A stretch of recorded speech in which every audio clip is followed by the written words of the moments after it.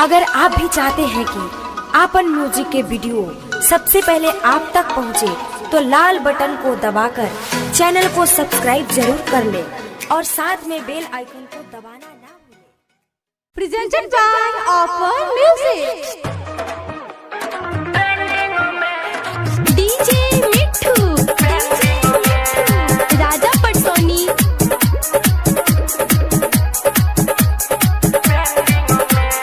आप सुन रहे हैं सुजीत सागर की आवाज में। तोरा चलते ओकरा से बोलत नहीं की, तोरा सामने वो पर बोलत नहीं की।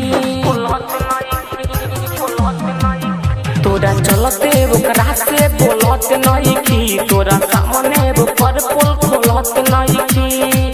पार पारी रखिल सबके हैंडल में, मुस्कानावा तू ही रहबे ट्रेंडिंग में, होई पूजावा नहीं ट्रेंडिंग में।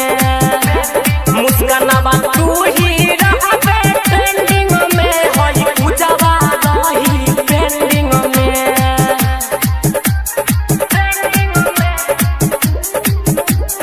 डीजे मिट्ठू राजा पटसोनी। लेलिनो करो गोरे गोरे गाल बाटे, तोहरो से पुराना उ त महल बाटे।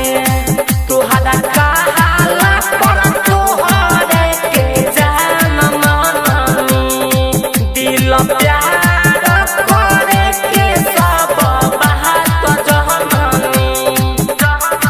रखल बानी महक जवा पर ट्रेंडिंग में, मुस्कानावा तू ही रहबे ट्रेंडिंग में, होई पूजावा नहीं ट्रेंडिंग में। मुस्कानावा तू ही रहबे ट्रेंडिंग में, होई पूजावा नहीं ट्रेंडिंग में। डीजे मिट्ठू राजा पटसोनी।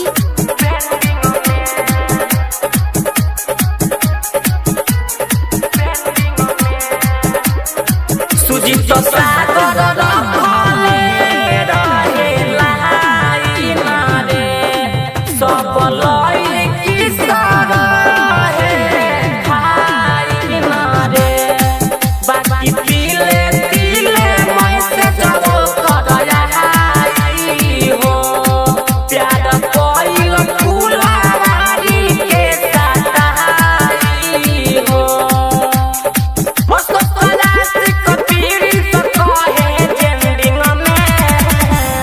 मुस्कानावा तू ही रहबे ट्रेंडिंग में, होई पूजावा